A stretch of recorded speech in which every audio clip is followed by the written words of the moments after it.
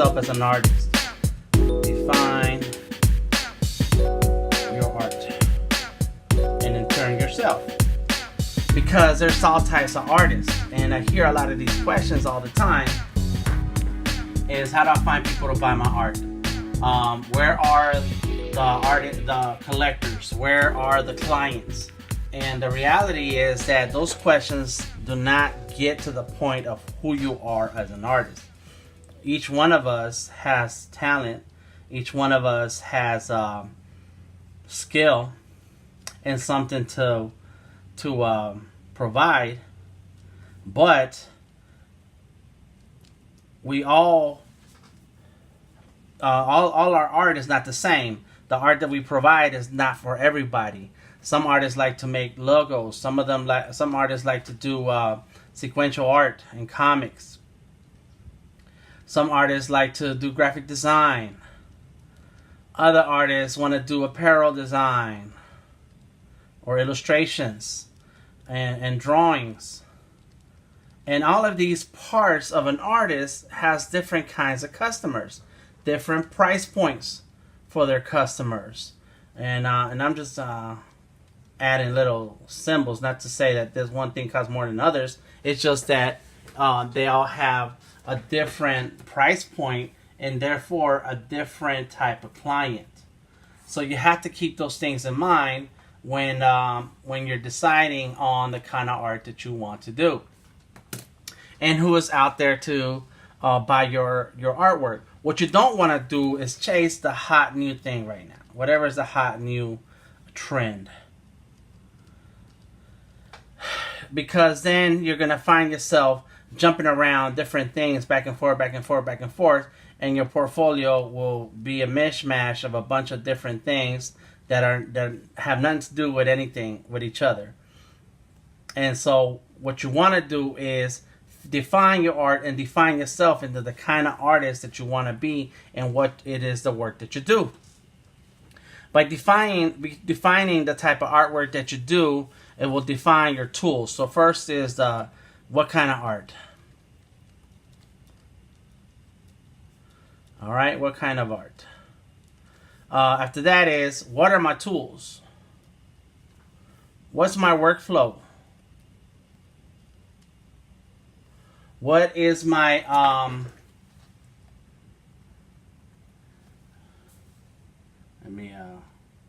what is my client? What is my client intake process? What is my design, illustration, etc., painting, whatever it is that you do, process? What is my rate at the very minimum, and depending on the client you're speaking to, a fair maximum cost, a chart of what I charge. And then once you take all these things into consideration, is who is my client? Who are the people out there in the world that will pay what I want for the work that I want to create? If you don't know what kind of art you need to create, you're not going to know who is your client. If you don't know what kind of art you need to create, you don't know what are your best tools. I get asked this a lot of the time about what's better. Should I get an iPad Pro? Should I get a Surface Pro? Which tablet is better? There is no better. It's just each tool is different and serves a different purpose depending on the kind of artist that you are. But if you don't know what kind of artist you are, then you won't have an opinion as to what's the best tools for you. If you don't know what kind of artist you are, you don't know what's the best workflow. If you're a fine artist, then you're not going to use digital. You're going to use paint brushes. You need cans of paint or tubes of paint, etc. Once you get to defining the kind of artist you are, you'll know what's your best brand, what works for you, what doesn't work for you, and you start trying things out. A lot of times we get into the art because we want to express ourselves and build build a talent, right? You want to build and develop your talent. That's great. A lot of us, that's how we start. We always start with something that we want to do. We want to start with something creative, right? And that's okay. That's where it all begins. We do creative things and explore our creativity, and eventually, as that time goes on, you start building on the type of tools that you like, the best pencils, the best paper. I have those particular things that work for me. And as time goes on, you start developing your art style and your medium. Very good. That's awesome. But then somewhere along that line, the art world breaks up into two. We go into artists who do it for the fun and creativity and do it as a hobby and enjoy themselves in that process. And then there are some of us who do the fun and creativity but also want to get paid for it and want to make money. That money would then go towards your bills and your way of life. So it is at this moment that now you have to realize that you're a working artist, and as a working artist, the art that you create has value, and as the art that you create has value, you have to determine what is that value. You have to then take this point here where the art equals value, and then start figuring out, well, how do I find a client that is then going to be able to afford what I do? Let's look at the comments real quick. Nate Gonzalez says, I wish I knew how to sell my art. Nate, you like to do it all, and that's great. Well, first you have to define what kind of art you have, and then follow this flow, which I'll cover again to a little deeper. Larry says, well, DTN, what's up? What's up, brother? I've known that dude for 20 years. And then Carlos says, saw you with your high school classmate Brian McGee the other day. Yep, I was at his talk, and that was Saturday. He was doing a talk on storyboards and for film and TV, and that was cool, Carlos. So back to this story. So how do you sell your art? Well, first is define the kind of art that you do. So if you do fine art, then clients are fine art clients. If you do graphic design and you do logos and illustrations, well, then you need people who need a logo. Clients are going to be the kind of that need a logo, or clients that are going to be who needs a apparel design. They have a clothing line. They may have a store and they need artwork in there. Then once you define the kind of art you do, and the kind of client, then you know what your workflow is going to be. What is your process for the client? What is your process for creation? And what is your rate? Along with that also comes into play the portfolio. So what kind of art you do is defined by the portfolio that you have. And if you are a race car artist who draws race cars, it's going to be impossible for you to sell your artwork at a flower convention, because the people at that flower convention are interested in buying stuff that has flowers, unless you draw cars with flower drawings on them. That's being creative. But anyways, you get my point, right? Your portfolio will reflect the kind of art that you do. And based on that, you build your business. And Sherry May is asking, stick with just one kind? I assume you mean stick with one kind of art? And the answer would be yes. Stick with one kind. Stick with it's called a niche. Stick with one kind of art, theme, and medium, and purpose. Like, what are you trying to achieve here? What is it that you want? What is your goal in this career? Where are you headed? What do you want out of this?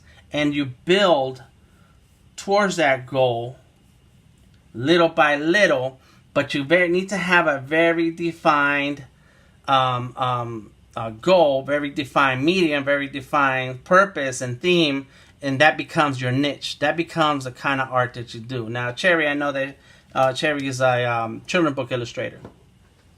So let's take that as an example. So she does children's books. The clients are either going to be writers, and I'm gonna be honest now, writers. A lot of people just write books and they think they can have a children's book just out the gate, and some artist is gonna jump out there and say, "I'll draw your book for free," and that's not true. That's not gonna happen that way. So they may have zero money or very little money. So let's do a little money sign, right? But those are some of the clients for children's book illustrators. Who are other clients?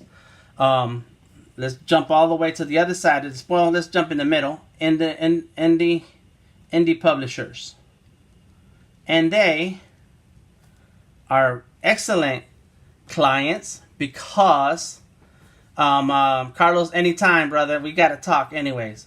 The indie publishers are great clients because they have budgets. They know that they need to pay writers and illustrators to publish the works that they want to then sell. So those are great, right? So I have clients in this realm. I have clients here and I have clients here. The ideal client for a children's book illustrator is going to be a major publisher. And we're talking about, I don't even know the names of these publishers, which if that was one of my target clients that I know I want to reach, then I need to know who are these major publishers that are making these awesome, expensive children's books. And then, because these are the perfect ones because they have budgets and money to pay for these for the artists and for the writers to then distribute and sell across the world. So as a children's book illustrator, then you may want to, then you know that as a children's book illustrator, then you know now these are your clients. This is your client level. These are the people with money who have budgets and who you want to be your clients. In that case, now you know that as an artist who does children's books, you need to have an awesome children's book portfolio.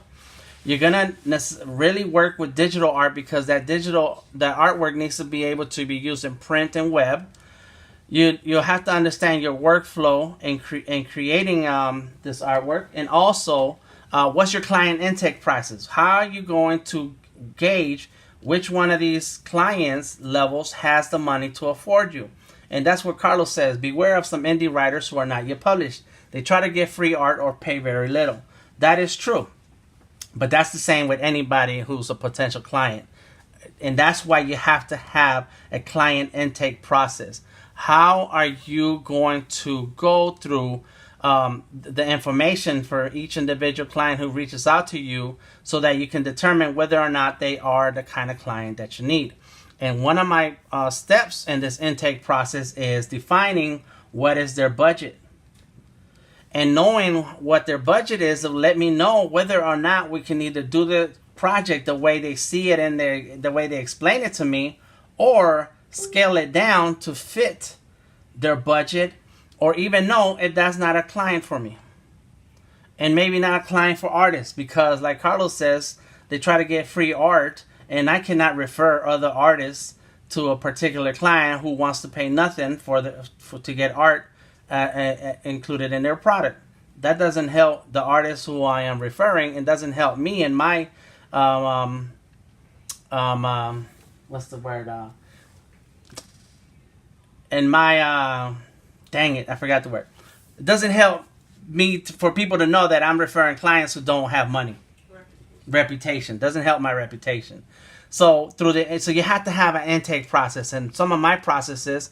And going back to Cherry's question was, should you do one? Yes, you should, so that you can establish the working process that's the best way for you.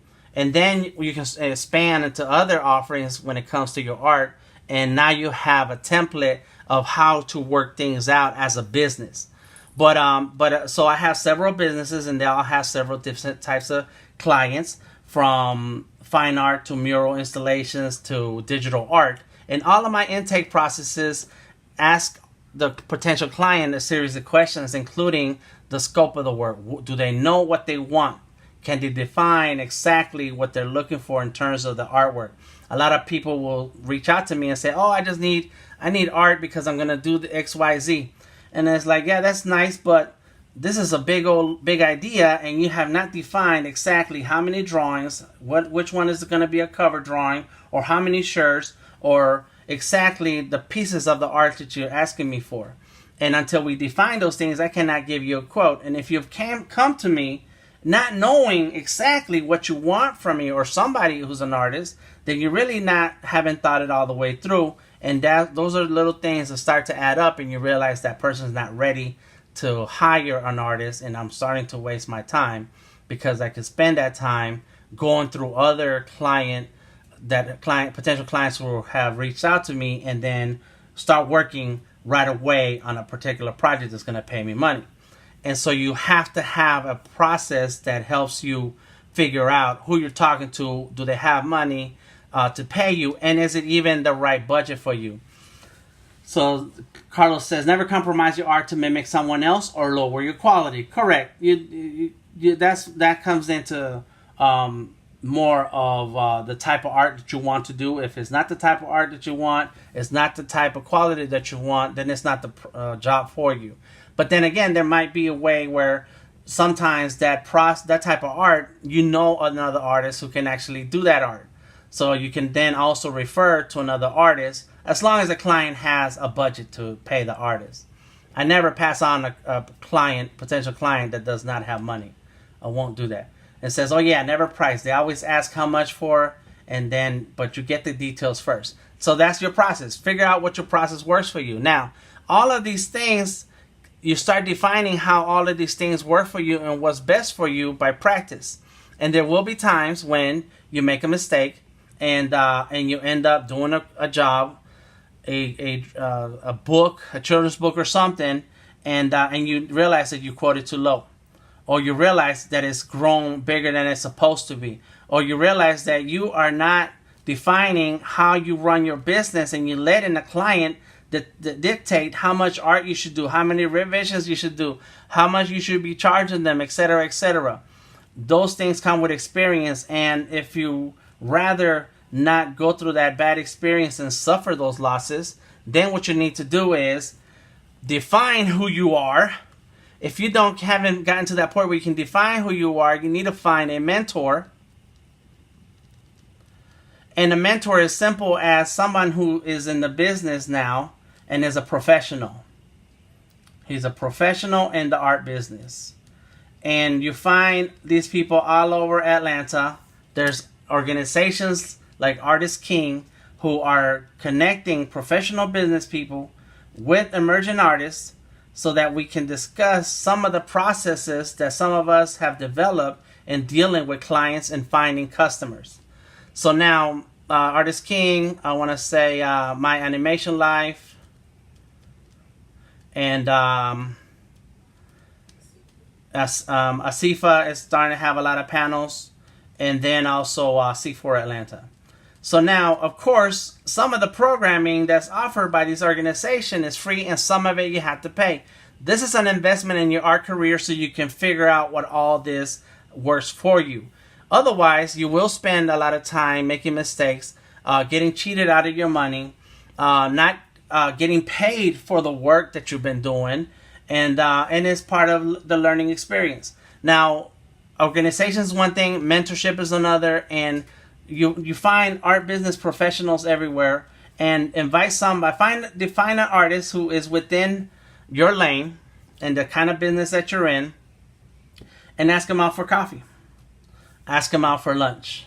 Buy them a good lunch somewhere nice, and then ask them a ton of questions. And I've done that.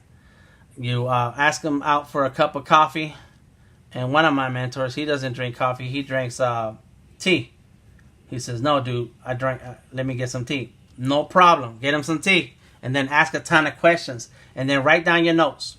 You write down notes on and on and on about everything they said. And then you take those notes and you start applying 1, 2, 3, etc. into your life, into your art life. And then come back and invite the same person back for coffee and lunch. And then tell them what was the results of you applying some of these things in your art career. So then they can feel proud of you and throw more stuff at you. And you can keep growing and growing as an art business professional. And then bam, Carlos says, I like filet mignon. And then bam, you have a business as a true artist professional. And we have to present ourselves as a true artist professional to get the kind of money that we want in order to sustain the lifestyle that we want, so we can be thriving artists. And all of this includes the things that I've been talking about lately. And there's another video that I made earlier today that I'm just going to publish because I recorded it and it's time to put it out there. Earlier I talked about negotiation. You have to know how to negotiate. Right now I'm talking about defining who you are as an artist. So define your art.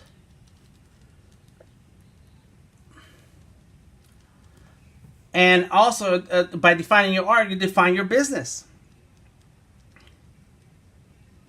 Now, there are some artists who are watching this and who I come across in my everyday life, and they are doing art for fun, and that's great. That's who they are. That's how they want to be. No problem. Some of us want to make money off of this art in order for that to be our lifestyle, and we don't have a job or other occupation because this is a full-time passion, and we want to be able to afford this passion and afford our life. So this is where the being a full entrepreneur, full business comes into play. The last thing I'm going to talk about, and I'm just going to sneak this in here, and I'll add the info onto the description of the video, is in order to grow your business and grow your network and your reach, you have to go out to live events. Live events, workshops, classes. So some parts of this, like workshops and classes, are going to help you build the knowledge for your business. Meetups. And then some of the live events are going to help you build networks with other artists and maybe even art producers. And I'm talking now specifically things like in galleries. Like galleries are one thing, but I'm thinking about like people like Alyssa Lewis of My Animation Life and Marissa Ginger of Asifa. And that these two ladies, they find the projects that require several artists to work on. So then they're one person who communicates with the client. The client has the money and the project specs. And then they deal with the producer. The producer then in turn finds other artists to produce parts of this project while they collect the cash and then disperse it to the artists who do the work. A producer like this now is the person you want to deal with and handles a lot of the logistics and the administration of the business. And that's an art rep. Sure, Carlos, it could be called an art rep, but I think there's different definitions for different parts. In any case, when you want to find people like this and you want to say, oh, I heard this in one of my posts, I want to get into the voiceover business, how do I do it? Go meet one of these people, like Alyssa Lewis or Ginger, because they're always doing projects that have to do animation, and one of those artists is going to be a voice artist. So how do you find them? They're all over Atlanta doing events. And you get in their face, say, hey, how you doing? And let me throw you my portfolio. And they may look at it, and you make connections on Facebook and meet up. And next thing you know, they're calling you and say, hey, I need some work. Come on through. So that's only going to happen when you go to live events, when you get out of your house. You cannot sit at home, draw all day, produce beautiful work, and then not get out the house for people to know who you are. You need to be able to have that portfolio and have it online and have a way for people to access you, have a way for people to find you, which then goes into the portfolio and website. And let me tell you something. I looked for some artists not too long ago. I did a call out for artists that I needed for a professional gig. And the first thing, when I posted it, a ton of artists hit me up. They said, me, Dan. I said, I need some artists. Where's the artist at? And they said, me, Dan. So I get all these people. Everybody's an artist. Everybody a professional. I say, great. Send me your CV. Silence. I say, great. Send me your portfolio. Silence. It's like, if you want to be a professional artist and get paid as a professional artist, you need to have the professional background or portfolio or CV to show that you're ready for the business. And this is why I want you to define your art, define who you are, and then start working on the tools that are going to help you prove yourself as a professional artist, even if you've never done any professional art. As long as you've gotten paid for some of your artwork at some point for some reason, that makes you a professional. But the better organized you are, the more respect you're going to get, and the better your clients you're going to find. That's how it goes. So anyways, this talk goes with the other ones that I've been putting together today, because a lot of things are going across my mind. I'm going to post this image here on my Draw Daily 2017 profile. So follow me there. If you want to know more about some of the things that we talk about, including social media for artists that we're going to have next month, check out artisking.org, or our social medias, artisking_ATL. And if you go to the website, check out, we have podcasts, Artist King. We have podcasts with including over 90 interviews with artists of all different types of art and entrepreneurs discussing their life story and their business. We also have a magazine that is part of an app called Flipboard. So I find a Flipboard. I find lots of resources online that I just add to our magazine. And it's free for you to check out. There's an app called Flipboard, and you install the app, find Artist King on there, and then go ahead and subscribe, and you'll get constant updates of what's happening that I find online. So podcast, magazine, and of course YouTube. So check out the YouTube channel. Any panel discussion that I'm sitting in that I am able to record, I will post it, and you can check it out and hopefully learn from. So last few questions are, Yolanda says, why is it so hard for us to put passion on paper? Because then it becomes a chore. That's why. If you're really passionate about it and you really want to do it, then we have to put it on paper and make a list. And you make your list and you add a date to some of these things, or you start including them into your schedule. And that's another story, which is good that you asked that question. I'm gonna think about my next video, which is gonna include your vision, goals, plans, and then schedule. That's something that we all have to work hard at, but it's very necessary. In any case, the more information that we have, the better we can do. Thank you very much. Catch y'all next time. Peace out.